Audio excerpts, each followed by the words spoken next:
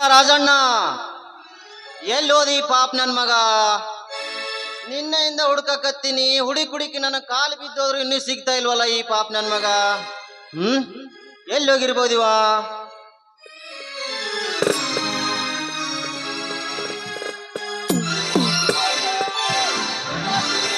ಈ ಊರಾಗ ಯಾರ ಗಂಡಸಿದ್ರು ಬಂದು ಕಾಪಾಡಿ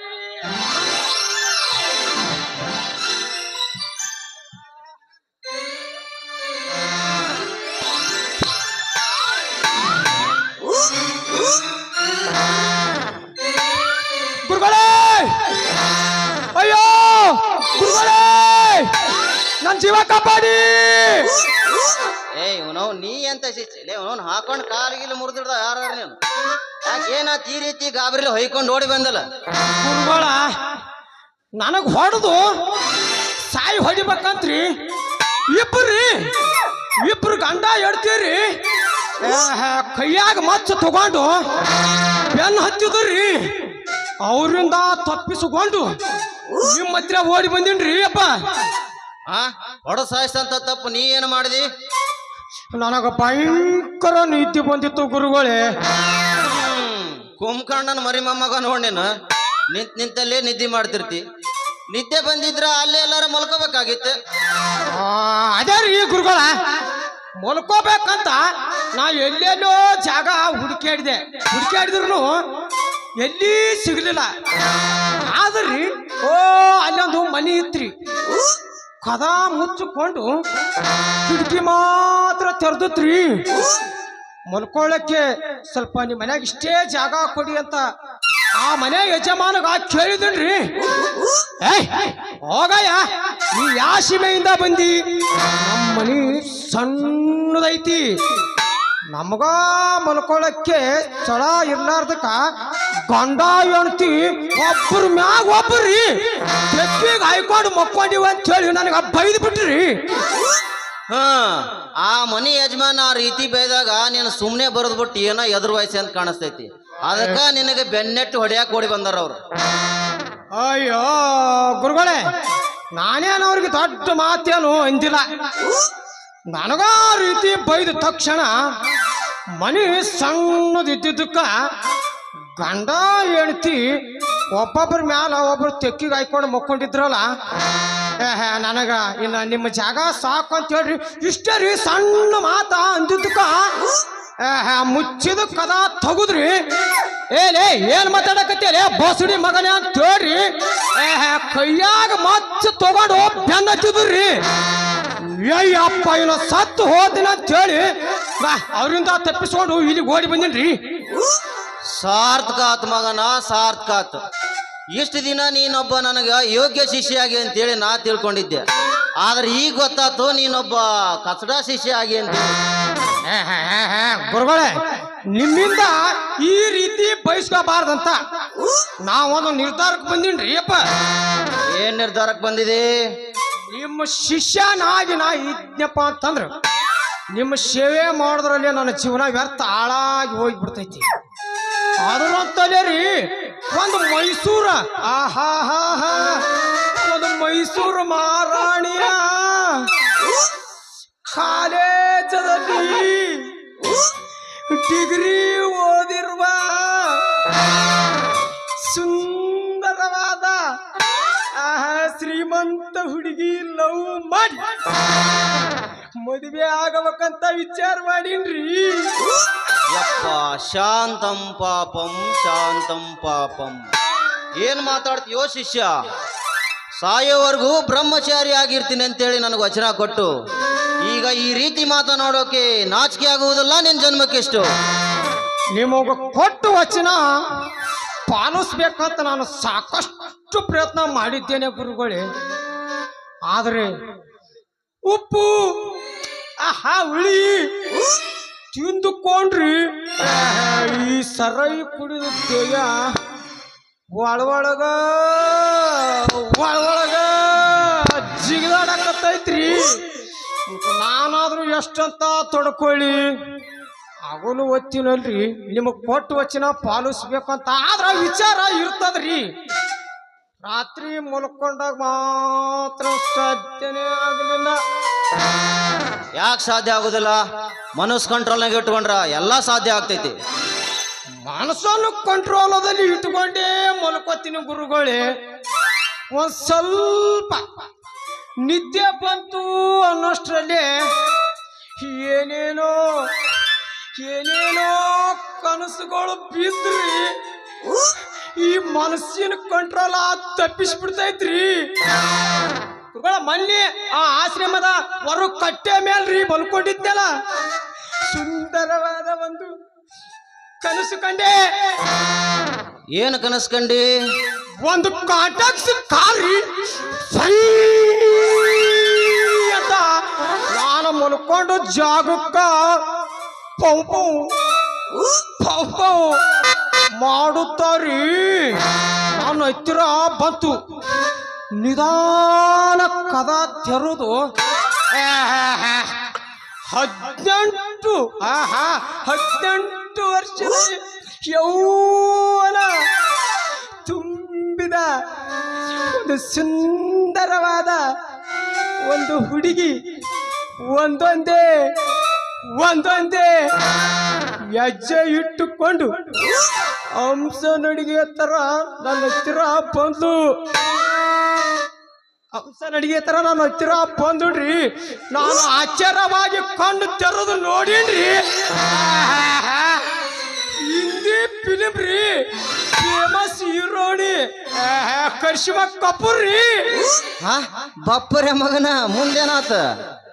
ಏನ್ ಹೇಳ್ರಿ ಗುರುಗಳೇ, ಅದರ ಮಹಿಮಾ ಕರಿಷ್ಮಾ ಕಪೂರ ನನ್ನ ಹತ್ರ ಬಂದಿದ್ದೇ ತಡ. ನಾ ತುಂಬಾ ಮುಸು ಕಾಯ್ಕೊಂಡು ಚಾದರ್ ಬೀಸಾಕಿ ಎರಡು ಕೈಯಿಂದ ಗಟ್ಟಿಯಾಗಿ ಹಪ್ಪಿಕೊಂಡು ಕಿಸ್ ಕೊಟ್ಟು ನಾನು ಎಬ್ಸಿದ್ರಿ. ನಿಂದ ಎಬ್ಸಿದ್ಲ? ಅದೇ ರೀ ಗುರುಗಳ, ಕೈ ಹಿಡಿದು ಹಾಸಿಗೆಯಿಂದ ನನ್ನ ಮೇಲೆ ಎಬ್ಸಿದಳು. ಆಮೇಲೆ ರೀ ಕಾರಿನಲ್ಲಿ ತನ್ನ ಪಕ್ಕದಲ್ಲಿ ಕುಂದ್ರಿಸ್ಕೊಂಡು ಒಂದು ಕೈ ಟೇರಿಂಗ್ ಬ್ಯಾಗ್ ರೀ, ಒಂದು ಕೈ ನನ್ನ ಮುಟ್ಟಿ ಬ್ಯಾಗ್ ರೀ, ಸೈ ಅಂತಾರಿ ಆ ಬೆಂಗಳೂರು ಲಾಲ್ಬಾಗ್ ಬೃಂದಾವನದ ಮುಂದೆ ನಿಂತು ಬಿಟ್ಟಿ. ಮುಂದೇನಾತು? ಕಾರಿನ ಗೇಟ್ ತಗುದ್ರಿ, ಎರಡೂ ಕೈಯಿಂದ ಗಟ್ಟಿಯಾಗಿ ಹಪ್ಪಿಕೊಂಡು ನನ್ನನ್ನು ಬೃಂದಾವನದ ಒಳಗೆ ಕರ್ಕೊಂಡು ಹೋಗಿ ಹುಲ್ಲು ಹಾಸಿಗೆ ಮೇಲೆ ಕುಳಿತುಕೊಂಡು ತನ್ನ ಮೈ ಮೇಲೆ ಹಾಕೊಂಡು ಒಂದೊಂದೇ ಬಟ್ಟೆ ತೆಗೆದಾಕಿದ್ರಿ. ಅಯ್ಯೋ ಗುರುಗಳೇ, ಏನು ಕೇಳ್ತೀರಿ? ಅದರ ಮೈ ಮೇಲೆ ಒಂದು ಚೂರು ಬಟ್ಟೆ ಇರ್ಲಾರ್ದಂಗ ಆಯ್ತು. ಹಾಗೇನೆ ಹಂಗಾತ ಹುಲ್ಲು ಹಾಸಿಗೆ ಮೇಲೆ ಮಲ್ಕೊಂಡು ನನ್ನ ಕೈ ಹಿಡಿದು ಎಳ್ಕೊಂಡು ತನ್ನ ಮೈ ಮೇಲೆ ಬೀಳ್ಸ್ಕೊಳ್ಳೋಷ್ಟರಲ್ಲಿ ನನಗೆ ಎಚ್ಚರ ಆಗಿರಿ ಆ ಆಶ್ರಮದ ಕಟ್ಟೆ ಪಕ್ಕದ ಚರಂಡಿಯಲ್ರಿ ಢಮಾರ್ ಅಂತ. ಇಂಥ ಸುಂದರವಾದ ಹುಡುಗಿಯರ ಹಿಂದೆ ಹೋದರೆ ಕೊನೆಗೆ ಇದೇ ರೀತಿ ಚರಂಡಿಯಲ್ಲಿ ಬೀಳಬೇಕಾಗುತ್ತದೆ. ಲೇ ಮಗನ ಶಿಷ್ಯ, ನಾನು ಹೇಳುತ್ತಿರುವ ವಿಷಯ ಗಮನ ಕೊಟ್ಕೊಳ್ಳು.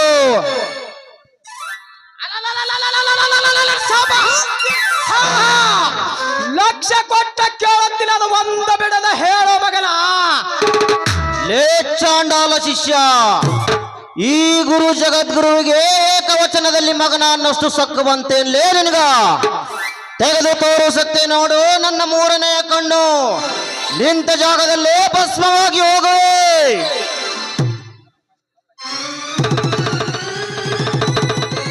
ತಪ್ಪಾಯ್ತ್ರಿ ಅಪ್ಪ ಗುರುಗಳೇ, ತಪ್ಪಾಯ್ತು. ಬಹುವಚನದಲ್ಲಿ ತಂದೆ ಅಂತ ಮರೆತು ಬಾಯಿ ತಪ್ಪಿ ಮಾತಾಡೈತ್ರಿ. ಯಾಕಂದ್ರಿ ಉಪ್ಪು ಹುಳಿ ತಿಂದುಕೊಂಡು ಈ ನಾಲಿಗೆ ಏನೇನೋ ಮಾತಾಡಿ ಬಿಟ್ಟೈತ್ರಿ. ಗರಿ ನಿಮ್ಮ ಮನುಷ್ಯನ ವಿಚಾರ ಹೇಳಿ ಗುರುಗಳೇ, ಲಕ್ಷ್ಯ ಕೊಟ್ಟು ಕೇಳುತ್ತೇನೆ. ನನ್ನ ತರಾನೇ ಬ್ರಹ್ಮಚಾರಿ ಆಗಿರ್ಬೇಕಂತ ನಿನ್ನ ತಲೆಯಲ್ಲಿತ್ತಂದ್ರ ಇಂಥ ಸುಂದರವಾದ ಹುಡುಗಿಯರ ವಿಚಾರಗಳನ್ನು ತಲೆಯಿಂದ ಕಿತ್ತು ಬಿಸಾಕಿ ರಾತ್ರಿ ಮಲಗಿಕೊಳ್ಳಬೇಕಾದ್ರೆ ದೇವರ ಜ್ಞಾನ ಮಾಡು. ಆವಾಗ ರಾತ್ರಿ ಮಲ್ಕೊಂಡ ತಕ್ಷಣ ತಾನಾಗಿಯೇ ನಿದ್ದೆ ಬರ್ತೈತಿ. ರಾತ್ರಿ ಮಲ್ಕೊಂಡ ತಕ್ಷಣ ನನಗ ನಿದ್ದೆನೇ ಬರ್ತಾ ಇಲ್ಲ ಗುರುಗಳೇ. ನಿದ್ದೆ ಬಂತು ಅನ್ನೋಷ್ಟು ಹಾಸಿಗೆಯಲ್ಲಿ ಸುಮಾರು 2-3 ಗಂಟೆ ಮಲ್ಕೊಂಡು ಹಾಸಿಗೆಯಾಗ ಬಿದ್ದು ಒದ್ದಾಡಿ ಕಾಲು ತಿಕ್ಕಿ ಕೈ ತಿಕ್ಕಿ ನಿದ್ದೆ ಬರ್ತೈತ್ರಿ. ನಿದ್ದೆ ಬಂತು ಅನ್ನೋಷ್ಟರಲ್ಲಿ ಸುಂದರವಾದ ಒಂದು ಹುಡುಗಿ ಕನಸು ಬಿದ್ದು ಒತ್ತಾಯದಿಂದ ರೀ ಬೆಂಗಳೂರು ಲಾಲ್ಬಾಗ್ ಬೃಂದಾವನಕ್ಕೆ ಕರ್ಕೊಂಡು ಹೋಗಿ ಎಲ್ಲೆಲ್ಲೋ ನನ್ನ ಕೈ ಆಡಿಸಿ ಹಾಳು ಮಾಡಿ ಬಿಡ್ತಾರ್ರಿ. ಹಗಲು ಹೊತ್ತಿನಲ್ಲಿ ಹೊಟ್ಟೆ ತುಂಬ ತಿಂದು ಸೋಮಾರಿತನದಿಂದ ಕೈ ಕಟ್ಟಿ ಕುಳಿತರೆ ದೇಹಕ್ಕೆ ದಣಿವಾಗುವುದಿಲ್ಲ ಶಿಷ್ಯ. ದೇಹಕ್ಕೆ ದಣಿವಾಗುವಂತ ಏನಾದ್ರೂ ಒಳ್ಳೆ ಕೆಲಸ ಕಾರ್ಯ ಮಾಡು. ಆವಾಗ ದೇಹಕ್ಕೆ ತುಸು ದಣಿವಾಗಿ ರಾತ್ರಿ ಮಲ್ಕೊಂಡ ತಕ್ಷಣ ತಾನಾಗಿಯೇ ನಿದ್ದೆ ಬರ್ತೈತಿ. ಆಯ್ತ್ರಿ ಗುರುಗಳೇ, ಇನ್ನ ಮೇಲೆ ನಿಮ್ಮ ಉಪದೇಶಗಳನ್ನು ಚೆನ್ನಾಗಿ ಪಾಲಿಸಿಕೊಂಡು ನಿಮ್ಮ ವೇಗ ಶಿಷ್ಯನಾಗಿ ಬಾಳುತ್ತೇನೆ. ನನಗೆ ಯೋಗ್ಯ ಶಿಷ್ಯನಾಗಿ ನೀನು ಬಾಳಬೇಕಾದರೆ ಒಂದು ಘೋರ ಪರೀಕ್ಷೆ ತೆಗೆದುಕೊಳ್ಳುತ್ತೇನೆ. ತೆಗೆದುಕೋ ಈ ಬಾಳೆಹಣ್ಣನ್ನು. ಇದನ್ನು ಯಾರು ಇಲ್ಲದಿರೋ ಜಾಗದಲ್ಲಿ ಹೋಗಿ ತಿಂದು ಬಾ. ಆಯ್ತ್ರಿ ಗುರು. ಅದೇನು ಮಾರಿ ಗುರುಗಳೇ, ಯಾರೂ ಇರ್ಲಾರ್ದಲ್ಲಿ ಹೋಗಿ ತಿಂದುಕೊಂಡು ನಾಳೆ ಇದೇ ಸ್ಥಳಕ್ಕೆ ಬಂದು ಭೇಟಿಯಾಗುತ್ತೇನೆ. ಈ ನನ್ನ ಶಿಷ್ಯ ನಾ ಕೊಟ್ಟ ಬಾಳೆಹಣ್ಣನ್ನು ನಾಳೆಯ ದಿವಸ ತಿನ್ನದೇ ಹಾಗೆ ಬಂದಿದ್ದಾದರೆ ನಾನು ತೆಗೆದುಕೊಂಡ ಪರೀಕ್ಷೆಯಲ್ಲಿ ಪಾಸ್ ಆಗಿ ನನಗೆ ಯೋಗ್ಯ ಶಿಷ್ಯನಾಗಿ ಬಾಳುವನು.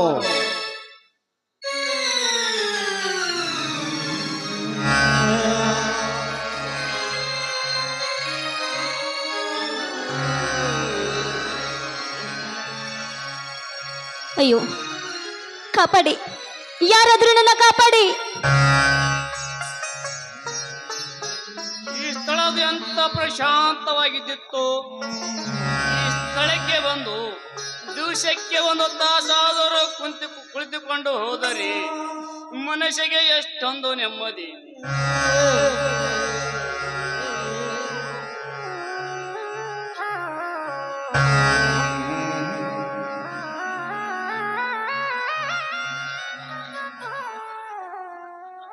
ಅಪ್ಪರ, ಯಾಕ್ರಿ? ಏನೈತ್ರಿ? ಯಾಕಿಷ್ಟು ಗಾಬರಿ ಆಗಿರಿ? ಆಶಾ, ಹೋದ ವರ್ಷ ಇದೇ ಸ್ಥಳದಲ್ಲಿ ಯಾರೋ ಪಾಪಿ ಮಕೋಡ ಹಾಕೊಂಡು ಬಂದು ನಿನ್ನ ತಾಯಿ ರತ್ನಾಳ ಶೀಲ ಹಾಳ ಮಾಡಿ ಕುತ್ತಿಗೆ ಸಾಯಿಸಿದ ಘಟನೆ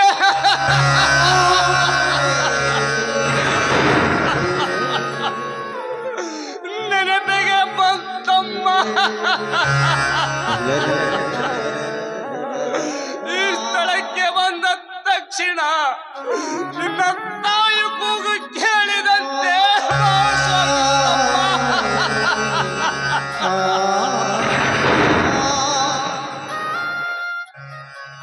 ಅಪ್ಪರ, ಆ ಕೆಟ್ಟ ಘಟನೆ ನಡೆದು ಹೋಗಿ 1 ವರ್ಷ ಕಳೆಯಕ್ ಬಂತು. ಆದ್ರ ಅದನ್ಯಾಕೆ ಈಗ ನೆನಪು ಮಾಡ್ಕೊಳಕತ್ತೀರಿ? ಆಶಾ, ನಾನು ಮರೆತಾಕಿ ಬಿಟ್ರೆ ಅಂತ ಸಾಕಷ್ಟು ಪ್ರಯತ್ನ ಮಾಡಿದಾಗ್ತಾ ಇಲ್ಲಮ್ಮ.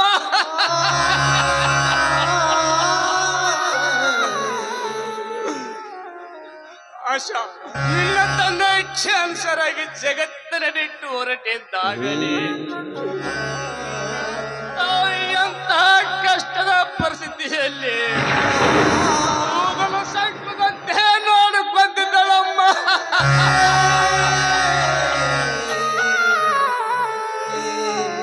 ಕಾಮಕನ ಕರಳ ಕುತ್ತಿಗೆಯಿಂದ ಅವಳನ್ನು ಒಳಗಾಗಿ ಅವಳು ಹೊರಟು ಹೋಗಿದ್ದಾಗಲೇ ನೀನನ್ನು ಪರದೇಶಿಯಾಗಿ ನನ್ನಿಂದ ನೋಡಿಕೊಳ್ಳಕ್ಕಾಗುತ್ತೆ ಇಲ್ಲಮ್ಮ.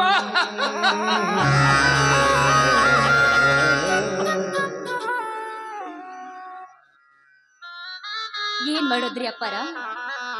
ಜೀವನದಾಗ ಬಂದೈತಿ ಅಂದ್ಮೇಲೆ ಅದನ್ನ ಅನುಭವಿಸ್ಲೇಬೇಕಲ್ಲ. ಆಶಾ, ಈ ನಿನ್ನ ಕಷ್ಟದ ಪರಿಸ್ಥಿತಿ ನೋಡಿ ನಾನೊಂದು ನಿರ್ಧಾರಕ್ಕೆ ಬಂದಿದ್ದೇನೆ ಆಶಾ. ಈ ವರ್ಷ ವೈಶಾಖ ಮಾಸದಲ್ಲಿ ನನ್ನ ಮೊಮ್ಮಗಳ ನಮ್ಮ ಸುಬಾಳ ನಮ್ಮ ಶಿವರಾಜನಿಗೆ ಕೊಟ್ಟು ಮದುವೆ ಮಾಡಿಸುವುದಾಗಲೇ ಎಷ್ಟೇ ದುಡ್ಡು ಖರ್ಚಾದ್ರೂ ಪರವಾಗಿಲ್ಲಮ್ಮ.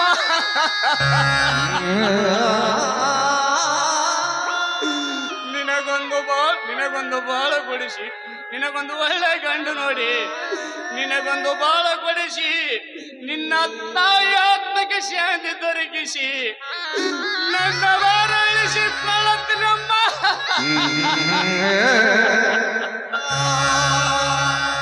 ಹೋಗ್ಲಿ ಬಿಡ್ರಿ ಅಪ್ಪರ, ಅದ್ರ ಬಗ್ಗೆ ನೀವ್ಯಾಕೆ ಈಗ ವಿಚಾರ ಮಾಡಾಕತ್ತೀರಿ? ಹೊಲ್ದಾಗ ಜೋಳ ಕೊಯ್ಯಕಂತ 4 ಹೆಣ್ಣಾಳ್ ಬೇಕಾಗ್ಯವ್ರಿ, ಅವ್ರಿಗೂ ಹೇಳಿ ಬಂದಿನಿ. ಮತ್ತೆ ಮಲ್ಲೇಶ್ ಅಣ್ಣನ ತೋಟದಾಗದನ್ರಿ, ಅಷ್ಟ್ರು ಕೂಡ ಹೋಗಿ ಜೋಳ ಕೊಯ್ದು ಹಾಕಿ ಬಂದ್ಬಿಡ್ತೀವಿ. ಆಶಾ ಮಲ್ಲೇಶಿ ತೋಟದಲ್ಲಿ ಇಲ್ಲಮ್ಮ. ನನ್ನ ಸೊಸೆ ಸಾವಿತ್ರಿ ಹೊಟ್ಟೆ ನಾವು ತಲೆ ನೋವು ದೊಡ್ಡದೊಂದು ಚಾಲ ಮುಚ್ಕಾಯ್ಕೊಂಡು ಮಲಗಿದ್ದಾಳಮ್ಮ. ಅವಳ ವಿಚಾರ ನನಗೊಂದು ತಿಳಿತೇನೆ ಇಲ್ಲಮ್ಮ.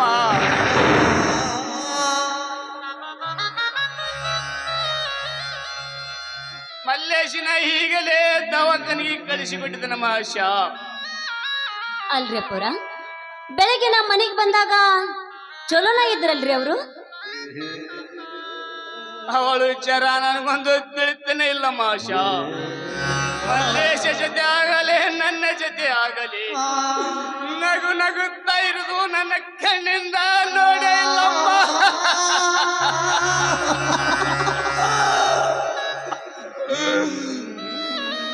ಏನಾದರೂ ಒಂದು ನೆಪ ಹುಡುಗಿಕೊಂಡು ಮಲ್ಲೇಶ ಜೊತೆ ಕಾಲಕ್ಕಿದರೆ ಜಗಳಕ್ಕೆ ಬೀಳದಿದ್ದಳಮ್ಮ.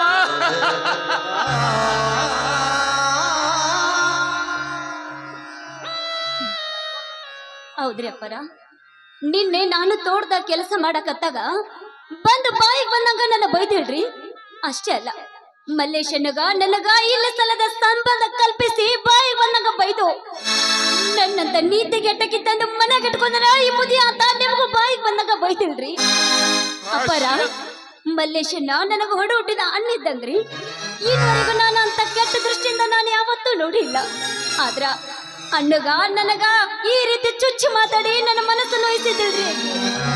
ನನ್ನ ಮನಸ್ಸು ನೋಯಿಸಿದ್ಲು. ಆಶಾ ಸಮಾಧಾನ ತೆಗೆದುಕೊಳ್ಳಮ್ಮ.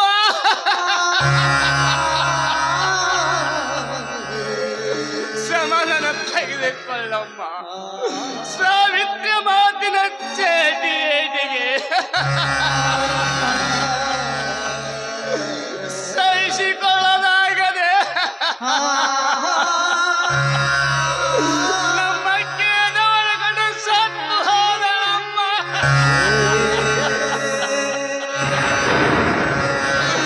ಸತ್ತು ಹೋದಳು. ಅವಳ ಜೊತೆಯಲ್ಲಿ ನಾನು ಹೊರಟೆ ಹೋದರೆ ಎಷ್ಟೊಂದು ಚೆನ್ನಾಗಿತ್ತು. ಅಪ್ಪರ, ನನ್ನ ತಂದೆ ತಾಯಿ ಸತ್ತಾಗಿಂದ ನೀವೇ ನನ್ನ ಸಣ್ಣಾಗಿರತ್ಲೆ ಜೋಪಾನ ಮಾಡ್ಕೊಂಡು ಬಂದಿರಿ ಅಪ್ಪರ. ಈಗ ನೀವ ನನ್ನ ಬಿಟ್ಟು ಹೋದ್ರ ನನ್ನ ಜೀವ ಗತಿ ಯಾರಿ ಅಪ್ಪರ? ಗತಿ ಯಾರು? ಏನು ಮಾಡುದಮ್ಮ ಆಶಾ, ಏನು ಮಾಡುದು? ಮನೆಯಲ್ಲೇ ಸಾವಿತ್ರಿ ವರ್ತನೆ ನೋಡಿ ಆಚರಿಸಿಬಿಟ್ಟೆ ತಮ್ಮ.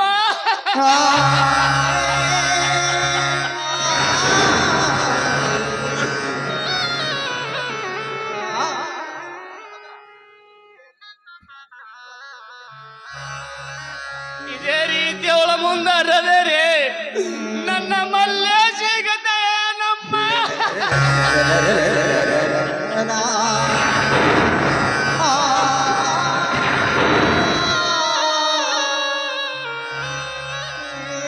ಅಪರ, ಚಿತೆ ಸಪ್ತ ದೇಹನ ಸುಟ್ರ ಚಿಂತೆ ಜೀವಂತ ದೇಹನ ಸುಡುತ್ತಂತರಿ ಅಪ್ಪರ. ಅದ್ರ ಬಗ್ಗೆ ನೀವ್ಯಾಕೆ ವಿಚಾರ ಮಾಡ್ತೀರಿ? ನಿಮ್ ಸೊಸಿ ಬಗ್ಗೆ ನೀವೇನು ತಲೆ ಕೆಡಿಸ್ಕೋಬೇಡ್ರಿ. ಆಕೆನ ಸಣ್ಣ ಕೂಸಲ್ಲ, ಹೊಟ್ಟೆ ತೆರೆದು ಹಡಿದ್ರ 4-3 ಮಕ್ಕಳು ಹಡಿತಿದ್ಲಕ್ಕಿ. ನೋಡ್ರಿ, ಚಂದಾಗ ಗಂಡನ ಜೊತೆ ಬಾಳೆ ಮಾಡ್ಕೊಂಡು ಮನಿ ಮರ್ಯಾದೆ ಕಾಪಾಡ್ಕೊಂಡು ಹೋದ್ಲ ಅಂದ್ರೆ ಊರಾಗ ಚಲೋ ಸೊಸಿ ಅಂತ ಹೇಳ್ತಾರ. ಇಲ್ಲ ಎಟ್ಟಿಡಕ ನಿಮ್ ಜೊತೆ ಮತ್ತ ಮಹೇಶಪ್ಪರ ಜೊತೆ ಏನಾರಕಿ ಜಗಳಕ್ಕೆ ಬಂದ್ಲ ಅಂತ ತಿಳ್ಕೊರಿ. ಆಕೆಲ್ಲ ಈ ಊರಾಗ ಬಾಳೆ ಮಾಡೋ ಲಾಯಕ ಇಲ್ಲ ಅಂತ ಊರನ ಮಂದಿ ತೂ ತೂ ತೂ ಅಂತ ಆಕಿಗೆ ಉಗುಳ್ತಾರ ನೋಡ್ರಿ.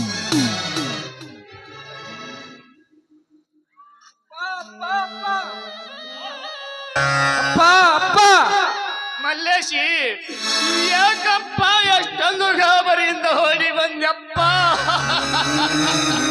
ಅಪ್ಪ ಅಪ್ಪ ಅದು ಏನಾಯ್ತಪ್ಪ?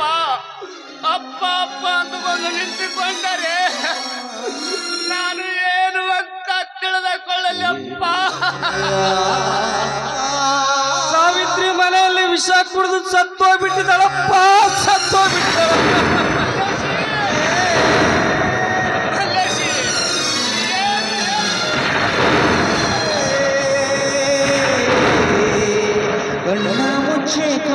ಹೌದಪ್ಪ, ನಾನು ತೋಟದಿಂದ ಮನೆಗೆ ಬರಷ್ಟಲ್ಲಿ ವಿಷ ಕುಡಿದು ಪ್ರಾಣ ಬಿಟ್ಟಿದ್ದಾಳಪ್ಪ. ನೀವು ಮನೆ ಕಡೆ ನಡೀರಪ್ಪ, ಚಿಕ್ಕಪ್ಪ ಕೆರೆ ಹತ್ರ ಹೋಗಿದ್ದಾನೆ, ನಾನು ಕರ್ಕೊಂಡ್ ಬರ್ತೀನಪ್ಪ. ಆಶಾ, ಆಶಾ, ಎಂತ ನೋಡಾಗೋಯ್ತಮ್ಮ.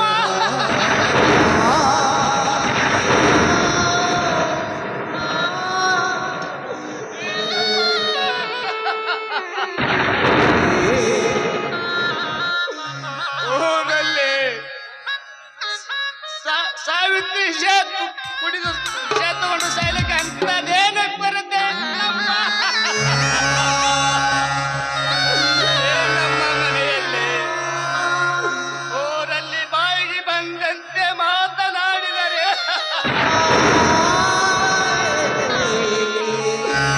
ನಾನು ಏನು ಅಂತ ಉತ್ತರ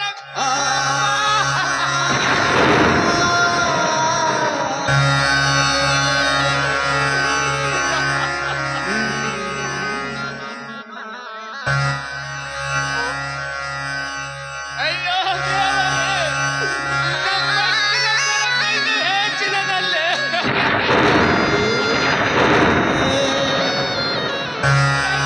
ಕರೆಕೊಂಡು ಹೋದರೆ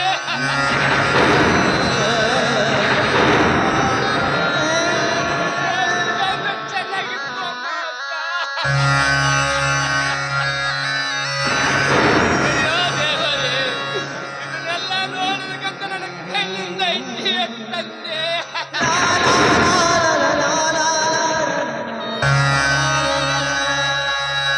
ಅಪ್ಪೋರ ಸಮಾಧಾನ ಮಾಡ್ಕೋರಿ, ಅಳಕ್ ಹೋಗ್ಬೇಡ್ರಿ. ನಡೀರಿ, ಮೊದಲು ಮನೆಗೆ ಹೋಗಿ ಮುಂದಿನ ಕಾರ್ಯ ನೋಡೋಣ. ಬರ್ರಿ.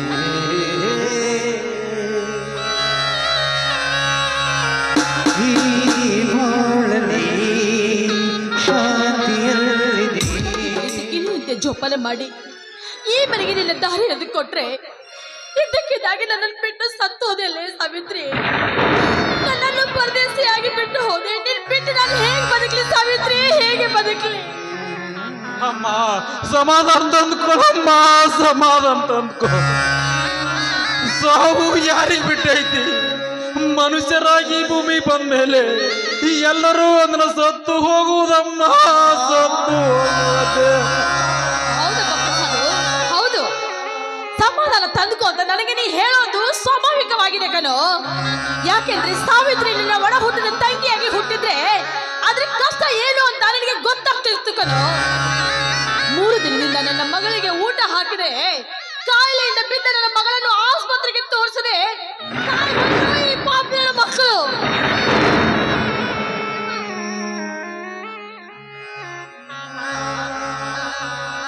ತಂಗಿ ತಂಗಿ, ಏನು ಅಂತ ಮಾತಾಡ್ತೀಯಮ್ಮ ಈ ಮನೆಯಲ್ಲಿ? ನಿನಗೆ ಯಾರು ಹೊರತು ಇದ್ದಾರಂತೆ? ವಿಷ ತಗೊಂಡು ನಾನು ಸತ್ತು ಹೋದರೆ ಏನು ಮಾಡಲಮ್ಮ?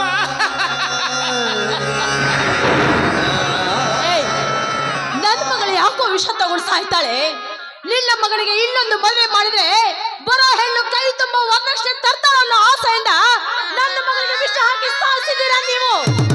ಅದು ಅಲ್ಲದೆ ಜೋಳ ಕೈಯು ನೆಪ ಮಾಡ್ಕೊಂಡು ಮಗನನ್ನು ತೋಟಕ್ಕೆ ಕರ್ಕೊಂಡು ಹೋಗಿ ತನ್ನ ಸಾವಿಗೆ ತಾನೇ ಕಾರಣ ಆದಳು ಅಂತ ಬರೀ ಹೇಳ್ತಾಳೆ. ಪ್ರತ್ಯಕ್ಷ ಕಂಡ್ರು ಪ್ರಮಾಣಿಸಿ ನೋಡ್ಬೇಕು ಅತ್ಯಮ್ಮ. ಸತ್ಯ ಸಂಗತಿ ಏನು ಅಂತ ಗೊತ್ತಾಗದೆ ಸುಮ್ಮನೆ ನಮ್ಮ ಅಪ್ಪ ಅಣ್ಣನ ಮೇಲೆ ಈ ರೀತಿ ಕೆಟ್ಟ ಅಪವಾದ ಹೊರಿಸೋದು ನನಗೇನು ಒಂಚೂರು ಸರಿ ಕಾಣ್ತಾ ಇಲ್ಲ. ಹೌದಮ್ಮ, ನಿನಗೆ ಹೇಗೆ ಸರಿ ಕಾಣಿಸುತ್ತೆ? ಸತ್ತೋಳು ನನ್ನ ಮಗಳಲ್ವಾ? ನನ್ನ ಹೊಟ್ಟೆ ಉರಿಯುತ್ತೆ, ನಾನು ಚೇಳಾಡುತ್ತೇನೆ ಕಣೆ. ಇಂಥ ದರಿದ್ರ ಮನೆಗೆ ಗಿಣಿ ಹಂಗೆ ಸಾಕಿದ ಮಗಳನ್ನು ಕೊಟ್ಟು ಕಣ್ಣೀರು ಹಾಕ್ತಾ ಇರೋಳು ನಾನು. ಇಂಥ ಮನೆಗೆ ನಿನ್ನ ಮಗಳನ್ನು ಕೊಟ್ಟು 2 ಕೈಯಿಂದ ಊಟ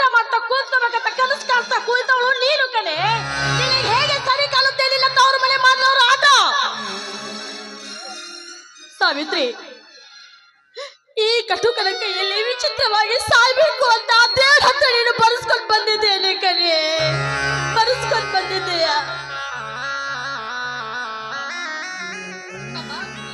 ಧರ್ಮರಾಜ, ಈಗ ಬಂದೇನು? ಬಾ, ನಿನ್ನ ಸೊಸೆ ಹೇಗೆ ನಿಶ್ಚಿಂತೆಯಿಂದ ನಿದ್ದೆ ಮಾಡ್ತಾ ಇದ್ದಾಳೆ, ಕಣ್ತುಂಬ ನೋಡು. ಆಗಿದ್ದು ಆಗೋಯ್ತು, ಸಮಾಧಾನ ತೆಗೆದುಕೊಳ್ಳಿ ಅಕ್ಕ. ಈ ರೀತಿ ಅಳುತ್ತಾ ಕುಂತರೆ ನಿನ್ನ ಮಗಳೇನು ವಾಪಸ್ ಬರ್ತಾಳೇನು? ಈ ಮನೆಯಲ್ಲಿ ಅವಳಿಗೆ ಏನು ಕಡಿಮೆ ಇತ್ತು, ಯಾರೇನ ಮಾಡಿದರು ಉಣ್ಣುವ ದೈವಾತಿಗಿಲ್ಲ. ಅಣ್ಣ, ಈಗ ಮುಂದೆ ಯೋಚನೆ ಮಾಡುದು. ಮುಂದೆ ಏನು ಯೋಚನೆ ಮಾಡುದು ಅಂತ ನನಗೆ ತಿಳಿತೇ ಇಲ್ಲೋ ಧರ್ಮರಾಜ. ಅಣ್ಣ, ತಕ್ಷಣ ಏನಾದರೂ ಒಂದು ನಿರ್ಧಾರ ತೆಗೆದುಕೊಳ್ಳಲೇಬೇಕು. ನಿಂತು ಯೋಚನೆ ಮಾಡೋಷ್ಟು ಸಮಯವಿಲ್ಲ. ನಿನಗೆ ಏನು ಅನಿಸಿಕೊಳ್ಳತೈತಪ್ಪ ಧರ್ಮರಾಜ್? ಸಾವಿತ್ರಿ ಹೊಟ್ಟೆಯಿಂದ ಬರ್ತಾಳಂತ, ರೋಗವಾಸಿ ಆಗದೆ ಸತ್ತು ಹೋದಳಂತ. ಊರ ಜನರಿಗೆ ವಿಷಯನ ತಿಳಿಸಿ ಶಿವ ಮುಚ್ಚಾಕೋದೇ ಒಳ್ಳೇದಂತ ಅನಿಸ್ತದೆ ಅಣ್ಣ. ಅಲ್ಲ ಧರ್ಮರಾಜ್, ಅದು ನೋಡೋಣ ಅದು ಅಂತೇಳಿ ಶವ ಮನೆಯಲ್ಲಿ ಇಟ್ಟುಕೊಂಡು ಲೇಟ್ ಮಾಡಿದಷ್ಟು ಅಪ್ಪ ಹೆಚ್ಚಿಗೆ ತೊಂದರೆ ತೆಗೆದುಕೊಂಡಂಗಾಗ್ತೈತಿ. ಶವ ಮುಚ್ಚಾಕೋದೇ ನಮಗೆ ಉಳಿದಿರುವ ದಾರಿ. ಅಲ್ಲ ಧರ್ಮರಾಜ, ಶವ ಏನು ಮುಚ್ಚಿ ಹಾಕಿ ಕೈ ತೊಳ್ಕೋಬಹುದು ಧರ್ಮರಾಜ? ಊರಲ್ಲೇ ನಮಗೆ ಆಗದೆ ಇರೋರು ಈ ವಿಷಯ ಪೊಲಿಟಿಷನ್ಗೆ ತಿಳಿಸಿದ್ದೇವಾದರೆ ತುಂಬದ ಕಷ್ಟದಲ್ಲೇ ಸಿಕ್ಕಿಬೀಳುತ್ತೇವೆ. ಶವ ಇಟ್ಟೇ ಇರಲಿ, ನಾವೇ ಸತ ಹೋಗಿ ಈ ವಿಷಯ ಪೊಲಿಟಿಷನ್ಗೆ ತಿಳಿಸಿರುತ್ತಲ್ಲಪ್ಪ ಧರ್ಮರಾಜ. ಏನಣ್ಣ ನೀನು ಮಾತನಾಡುದು? ಪೊಲೀಸ್ ಸ್ಟೇಷನ್ ಮುಂದೆ ಹೋಗಬಾರ್ದು, ಸಾಲಗಾರರ ಹಿಂದೆ ಹೋಗಬಾರ್ದು ಅನ್ನೋ ವಿಷಯ ಗೊತ್ತಿಲ್ಲ ಅಂತ ಕಾಣಿಸ್ತೈತಿ. ಶವ ಈ ರೀತಿ ಮನೆಯಲ್ಲಿ ಇಟ್ಟುಕೊಂಡು ಪೊಲೀಸರಿಗೆ ತಿಳಿಸಿದರೆ ಅದು ಇದು ಅಂತವ್ರು ತಲೆ ತಿಂದು ನಮ್ಮನ್ನು ಈ ಶವ ಜೊತೆಲಿ ಸ್ಮಶಾನಕ್ಕೆ ಕಳಿಸಿಬಿಡ್ತಾರೆ. ಶವ ಮುಚ್ಚಿ ಹಾಕಿರೈತು, ಮುಂದೆ ಅಂತದೇನಾದ್ರೆ ಬಂದರೆ ನಾನು ನೋಡಿಕೊಳ್ತೇನೆ. ನೀನು ಏಕೆ ಭಯಬೋತಿ ಅಣ್ಣ? ಈ ಮಾನಗೇಡಿ ಈ ಚರಂಡಿ ವಿಷ ಕುಡಿದು ಸತ್ತು ನಮ್ಮನ್ನು ಎಂತ ಎರಡಕ್ಕೆ ಹಾಕ್ಬಿಟ್ಲು ಚಿಕ್ಕಪ್ಪ, ನಮ್ಮನ್ನು ಎಂತ ಎರಡಕ್ಕೆ ಹಾಕ್ಬಿಟ್ಲು. ಯಾರಿಗೆ ಮಾತಾಡ್ತಾ ಇದ್ದೀವೋ ಮಾಲ್ಗೇಡಿ ಅಂತ? ಅವಳು ಯಾಕೆ ವಿಷ ಕುಡಿತಾಳೆ? ನೀವಾಗ ಈ ವಿಷ ಕುಡಿಸಿ ನನ್ನ ಮಗಳನ್ನು ಸಾಯಿಸಿದ್ದೀರಾ. ಮಾಡಿಕೊಂಡ ಹೆಂಡತಿಯನ್ನು ಚೆನ್ನಾಗಿ ನೋಡ್ಕೊಂಡು ಹೋದ್ರೆ ನಿನಗೆ ಯಾಕೆ ಬೇಕಾಗಿತ್ತು ಮದುವೆ ಅನ್ನೋ ಪೋಷ್ಟ? ಇದನ್ನೆಲ್ಲ ಬಿಟ್ಟು ನನ್ನ ಮಗಳಿಗೆ ವಿಷ ಹಾಕಿ ಸಾಯಿಸಿ ಈಗ ಅವಳೇ ಆತ್ಮಹತ್ಯೆ ಮಾಡಿಕೊಂಡಿದ್ದ ಅಂತ ಹೇಳಿದ್ರೆ ನಾನು ಸುಮ್ಮನೆ ಇರ್ತೀನಿ ಅಂತ ತಿಳ್ಕೊಂಡಿದ್ದೀರಾ? ನನ್ನ ಮಗಳು ಹೇಗೆ ನರಳಿ ಸತ್ತಿದ್ದಾಳೋ ಅದೇ ರೀತಿ ನೀವೆಲ್ಲರೂ ಒಂದೊಂದು ಕ್ಷಣ ನರಳಿ ಹಾಗೆ ಮಾಡ್ತೀನಿ. ಧರ್ಮರಾಜ, ನೋಡು ಇವಳ ಮಾತಾಡುವ ರೀತಿ, ಇವಳು ಅಂದುಕೊಂಡಂತೆ ನಿಜವಾದರೆ ಒಬ್ಬರ ಮುಂದಾದರ ಬಾಯಿ ಬಿಚ್ಚಿ ಹೇಳುತ್ತದಳೋ ಇವಳ ವಿಷಯ. ನನ್ನ ಮಗಳಿಗೆ ವಿಷ ಕೊಟ್ಟು ಈ ವಿಷಯವನ್ನು ಯಾರ ಮುಂದಾದ್ರೆ ಹೇಳಿದ್ರೆ ನಿನ್ನ ನಾಲಿಗೆಯನ್ನು ಕತ್ತರಿಸಿ ಅಂತ ಬೆದರಿಕೆ ಹಾಕಿ ಸಾಯಿಸಿದ್ರ ನನ್ನ ಮಗಳನ್ನು ನೀವು. ನಮ್ಮಪ್ಪ ಇಲ್ಲಿ ಸಲದ ಅಪವಾದ ಹೊರಿಸಿ ಮಾನಕ್ಕಾಗಿ ಪ್ರಾಣ ಕೊಡೋದಕ್ಕೂ ಸಿದ್ಧರಿರುವ ಈ ಮನೆತನದ ಮರ್ಯಾದೆಯನ್ನು ಹಾಳು ಮಾಡಬೇಕು ಅಂತ ಕೈ ತೊಳ್ಕೊಂಡು ನಿಂತಿದೀಯಾ? ಮಾನವಂತರು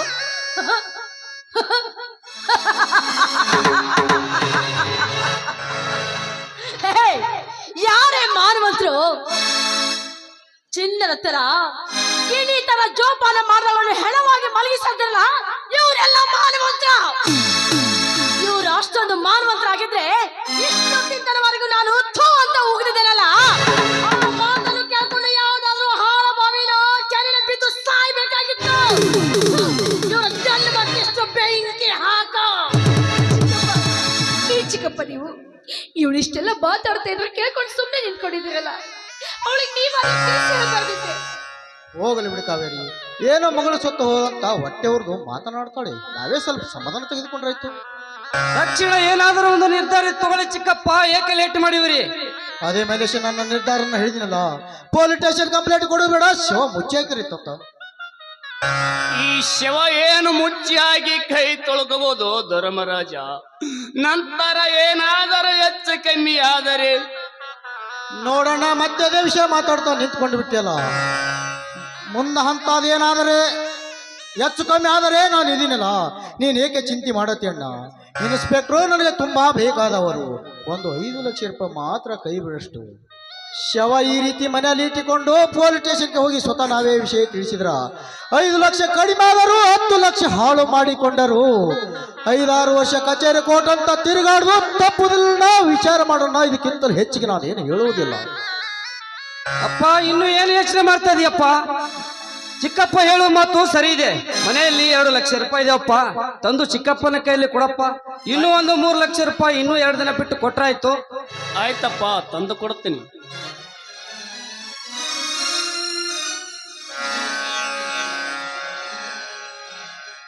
ನೋಡು ಚಿಕ್ಕಪ್ಪ, ನಮ್ಮ ಮನೆ ಮರದಿ ನಿನ್ನ ಕೈಯಲ್ಲಿದೆ.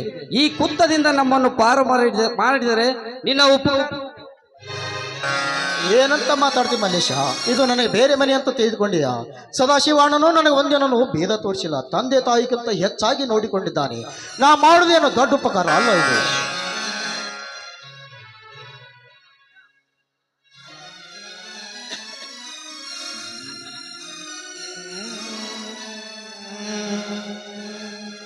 ಆಯ್ತಪ್ಪ ಧರ್ಮರಾಜ, 2 ಲಕ್ಷ ತೆಗೆದುಕೋ. ಉಳಿದು ಬಾಕಿ ಹಣ ಭತ್ತದ ಮೂಟೆಗಳನ್ನು ಕಳಿಸಿಕೊಟ್ಟು 1 ವಾರದಲ್ಲಿ ಹೊಂದಿಸಿಕೊಡ್ತೀನಪ್ಪ. ಆಯ್ತಣ್ಣ, ಸ್ಮಶಾನಕ್ಕೆ ಹೋಗಿ ಶಿವ ಮುಚ್ಚಿ ಹಾಕಿ ಇನ್ಸ್ಪೆಕ್ಟರ್ ಕೈಗೆ ಇದಿಷ್ಟು ಹಣ ಕೊಟ್ಟು ನಾನು ಸರಿಪಡಿಸುತ್ತೇನೆ. ಆಯ್ತಪ್ಪ ಧರ್ಮರಾಜ್.